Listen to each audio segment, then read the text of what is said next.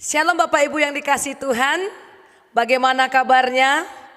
Saya mengucapkan selamat ulang tahun kepada Bapak Ibu dan saudara-saudara yang berulang tahun pada hari ini maupun hari-hari yang sebelumnya. Kiranya Tuhan Yesus memberkati, memberikan kesehatan dan kekuatan bagi kita. Oleh sebab itu kita akan merenungkan firman Tuhan pada hari ini. Mari terlebih dahulu kita bersatu di dalam doa. Tuhan Yesus yang baik, kami sangat bersyukur sampai saat ini Engkau tetap menyertai kami. Kami bersyukur untuk nafas kehidupan, kekuatan, perlindungan dan kesehatan yang Tuhan berikan bagi kami. Hari ini Tuhan, kami akan mendengarkan firman-Mu. Tuhan, biarlah hati kami siap. Jadikan hati kami menjadi tanah yang baik. Ketika firman Allah itu kami dengar, kami memiliki hati yang sungguh-sungguh mendengarkan dengan baik, memiliki pikiran yang konsentrasi dan berfokus kepada suara Tuhan. Mari Tuhan Engkau berbicara kepada kami, hamba-Mu dan kami semuanya siap mendengarkan firman Tuhan. Di dalam nama Tuhan kami Yesus Kristus kami berdoa, amin. Bapak Ibu yang dikasihi Tuhan, mari kita membuka Alkitab kita yang terambil dalam Matius 13 ayat yang pertama sampai dengan yang ke-9. Alkitab saya pada halaman yang ke-16. Matius pasal yang ke-13 ayat 1 sampai dengan yang ke-9. Saya akan baca, Bapak Ibu dan saudara-saudari menyimaknya dalam hati kita masing-masing. Perumpamaan tentang seorang penabur. Pada hari itu keluarlah Yesus dari rumah itu dan duduk di tepi danau. Maka datanglah orang banyak berbondong-bondong lalu mengerumuni dia, sehingga ia naik ke perahu dan duduk di situ. Sedangkan orang banyak semuanya berdiri di pantai, dan ia mengucapkan banyak hal dalam perumpamaan kepada mereka. Katanya, adalah seorang penabur keluar untuk menabur. Pada waktu ia menabur, sebagian benih itu jatuh di pinggir jalan. Lalu datanglah burung dan memakannya sampai habis. Sebagian jatuh di tanah yang berbatu-batu, yang tidak banyak tanahnya. Lalu benih itu pun segera tumbuh, karena tanahnya tipis. Tetapi sesudah matahari terbit, layulah ia dan menjadi kering karena tidak berakar. Sebagian lagi jatuh di tengah semak duri, lalu makin besarlah semak itu dan menghimpitnya sampai mati. Dan sebagian jatuh di tanah yang baik, lalu berbuah, ada yang 100 kali lipat, ada yang 60 kali lipat, ada yang 30 kali lipat. Siapa bertelinga, hendaklah ia mendengar. Siapa bertelinga, hendaklah ia mendengar. Saudaraku yang dikasihi Tuhan, tema kita hari ini, sikap hati terhadap firman Tuhan. Ketika firman Tuhan disampaikan saudara, ketika firman Tuhan itu diberikan kepada saudara, di mana posisi kita dalam mendengarkan firman Tuhan? Misalnya saat ini saya menyampaikan firman Tuhan kepada saudara. Di mana posisi hati kita saat kita mendengarkan firman Tuhan, Bapak Ibu? Di pinggir jalankah? Di bebatuankah? Di semak durikah? Atau di tanah yang baik? Di mana kita? Sebab firman Tuhan hanya akan tumbuh dan berbuah di tanah yang baik. Saudara, jika tanahnya itu buruk, maka buah yang dihasilkan juga buruk. Tidak hanya buruk saudara, tapi buah yang dihasilkan itu sedikit, tidak banyak. Dan jika tanahnya itu baik, maka yang dihasilkan juga buah yang baik. Dan tidak hanya baik saudara, tetapi buahnya lebat, buahnya banyak, bisa dinikmati, tidak melihat keadaan, tetapi terus berbuah, semakin hari semakin lebat. Saudaraku yang dikasihi Tuhan kita Yesus Kristus, tanah yang dimaksud di sini adalah bagaimana sikap hati manusia, bagaimana sikap hati saya, bagaimana sikap hati saudara saat firman itu kita terima.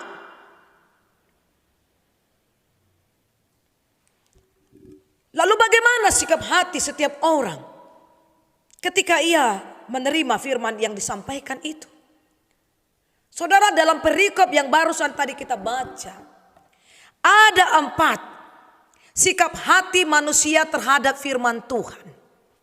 Yang pertama, saudara, kita bisa melihat di situ benih yang jatuh di pinggir jalan, mendengar tetapi tidak mengerti. Di pinggir jalan itu melambangkan hati orang yang tidak mengerti firman yang dikabarkan, dan datanglah iblis kemudian merampas firman itu di dalam hatinya, sehingga membuat mereka tidak percaya, membuat mereka tidak diselamatkan. Ini sama seperti kalau kita lihat dalam cerita Alkitab itu, sama seperti orang Farisi, ahli-ahli Taurat. Mereka gemar baca firman Tuhan sampai titik koma mereka tahu, hafal. Huruf besarnya mungkin pun mereka hafal, huruf kecilnya pun mereka hafal. Tapi mereka bukan dikuasai oleh firman Tuhan. Justru mereka mengeksploitasi firman Tuhan itu seturut dengan kemauan mereka. Misalnya apa, saudara? Mereka mengetahui tentang janji datangnya Mesias. Akan tetapi mereka tidak menyukai Mesias, bukanlah Mesias versi Allah itu sendiri, tetapi mereka punya konsep tersendiri tentang apa itu Mesias yang membebaskan mereka dari penjajahan Romawi yang bisa hanya memuaskan kebutuhan mereka saja. Yang kedua, Bapak Ibu yang dikasihi Tuhan, mendengar tapi tidak berakar. Itu adalah benih yang jatuh di tanah yang berbatu-batu. Saudara, di tanah yang berbatu-batu ini melambangkan apa? Hati orang yang mendengar firman itu kemudian ia terima dengan sukacita. Shalom, yes, amin katanya seperti itu. Tapi enggak berakar, saudara. Sehingga apa yang terjadi? Ketika ada percobaan, ketika ada masalah, ketika ada pergumulan, ketika ada bentrokan, ketika ada gesekan, gampanglah dia tercabut. Gampanglah dia hancur. Samalah itu Bapak Ibu yang dikasihi Tuhan, sama seperti ketika kita menanam cabai. Kalau cabai ini tidak berakar, terus kita pindah, apa yang terjadi ketika itu tertanam, dia tidak berakar, muncullah angin kencang, maka dia akan cepat goyang, saudaraku yang dikasihi Tuhan. Dia cepat tumbang. Ada masalah sedikit dia tumbang, ada persoalan sedikit dia mundur. Kemudian dia mulai menghakimi Tuhan dengan mengatakan apa? Tuhan tidak adil. Tidak berakar dia. Kemudian saudara, tipe yang ketiga ini adalah sikap hati yang ketiga ini adalah benih yang jatuh di tengah semak duri. Mendengar dia, tapi tidak berbuah. Di tengah semak duri itu melambangkan hati orang yang mendengarkan firman Tuhan tetapi terbuai oleh hal-hal duniawi seperti apa? Kekhawatiran, kekayaan, kenikmatan hidup, sehingga pada akhirnya ia tidak berbuah, saudara. Kalau kita lihat dalam cerita Alkitab, saudara tahu tentang bagaimana cerita di dalam Lukas 18 ayat 18 sampai 27 dikatakan tentang orang muda yang kaya. Di sana dikatakan apa? Ia adalah orang yang masih berpijak di 2 perahu. Ia adalah seorang pemimpin yang sukses. Ia adalah seorang yang kaya.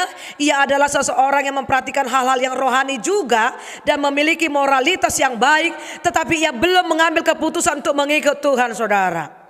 Karena itu Tuhan Yesus memerintahkan apa kepada dia? Juallah segala yang kau miliki. Bukan setengah, saudara. Segala yang kau miliki dan bagi-bagikanlah itu kepada orang miskin. Dan ikutlah aku. Tuhan Yesus tidak bermaksud agar semua pengikutnya menjadi miskin, saudara, dalam cerita itu.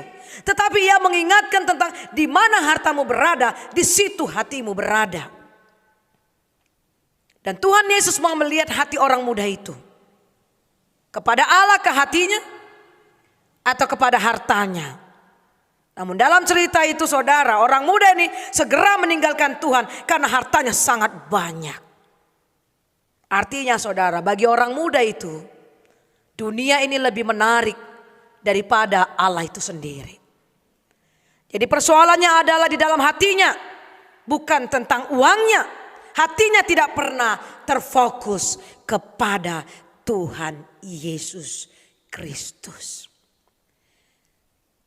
Yang keempat saudara, benih yang jatuh di tanah yang baik.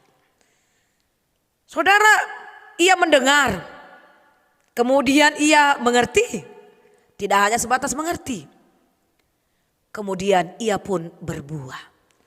Di tanah yang baik itu melambangkan hati orang yang mendengarkan firman tersebut. Ia mengerti, kemudian ia menyambut firman itu. Kemudian ia simpan, ia renungkan, dan ia mengeluarkan buah. Kalau dalam cerita Alkitab kita bisa melihat seorang Zakheus. Ia seorang yang sangat kaya karena ia adalah kepala pemungut cukai. Tidak hanya sekedar pegawai, tetapi ia kepala pemungut cukai. Untuk mendapat jabatan sebagai kepala, maka ia harus membelinya terlebih dahulu. Dengan demikian, ia adalah orang yang sangat-sangat kaya, saudara.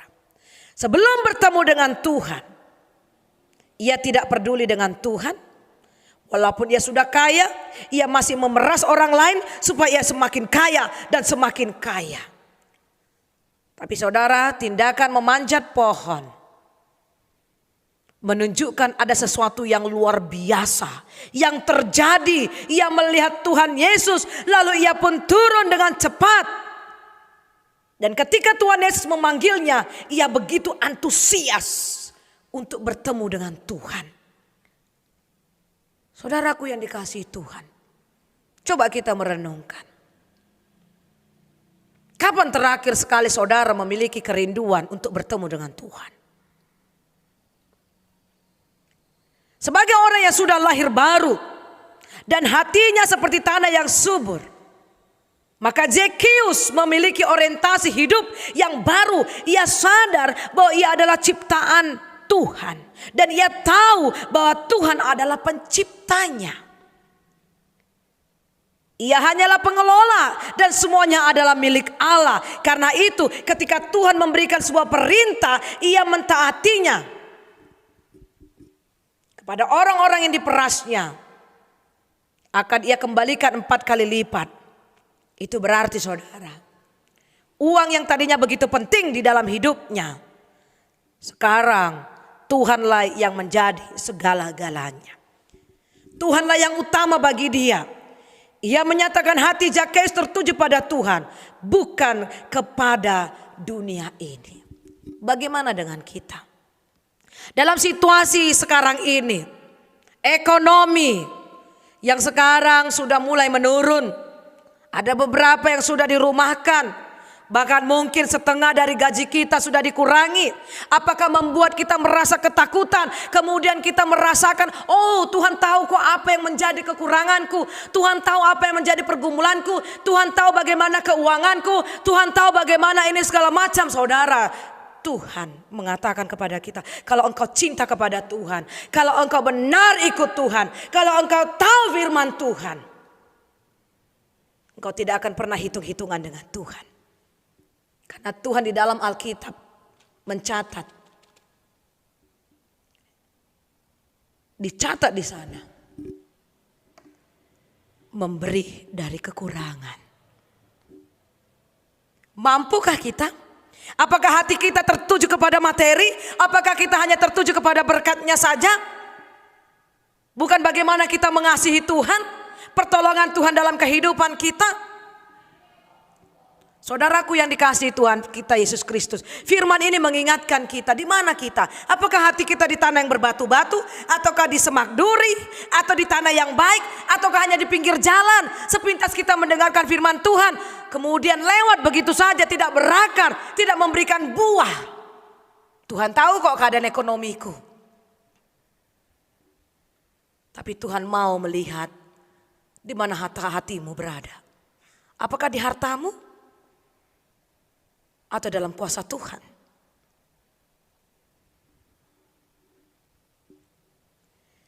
Saudaraku yang dikasihi Tuhan, selama kesiapan kita mendengarkan firman Tuhan hanya sekedar rutinitas dalam menjalani hidup ini, maka dengan sekejap saja firman Tuhan yang ditaburkan itu akan hilang. Kalau hanya sekedar saja, itu gampang hilang. Selama kesiapan kita mendengarkan firman Tuhan hanya menerima tetapi tidak mau menyelidiki, tidak mau memahami lebih dalam, maka ketika berhadapan dengan realita hidup, kenyataan hidup, maka firman yang ditaburkan itu pun akan mati. Sebab orang itu mendengar firman Tuhan hanya siap untuk membuat dia senang, hanya siap membuat dia gembira tanpa mempertanyakan apakah dia sudah menyenangkan hati Tuhan. Ada banyak orang yang terlalu pintar berbicara firman Tuhan, ada yang terlalu banyak menafsirkan pintar firman Tuhan, tetapi dalam prakteknya dia sering nol. Tuhan mau lihat kita prakteknya, saudara. Sama seperti Zakius. Bukan orang kaya yang muda itu. Dia memiliki segalanya. Dia juga seorang yang rohani, tetapi ketika Tuhan katakan kepada dia, berikan segalanya, dia mulai berhitung dengan Tuhan. Saudaraku, selama kesiapan kita itu mendengar firman Tuhan itu hanya sampai pada mengetahui, maka firman yang ditaburkan itu pun akan mati terhimpit. Orang tersebut sudah mendengar, menerima, mengetahui apa yang seharusnya dia perbuat, tetapi dia tidak lekas bertindak karena ternyata dia lebih mengikuti keinginan dagingnya daripada keinginan Tuhan.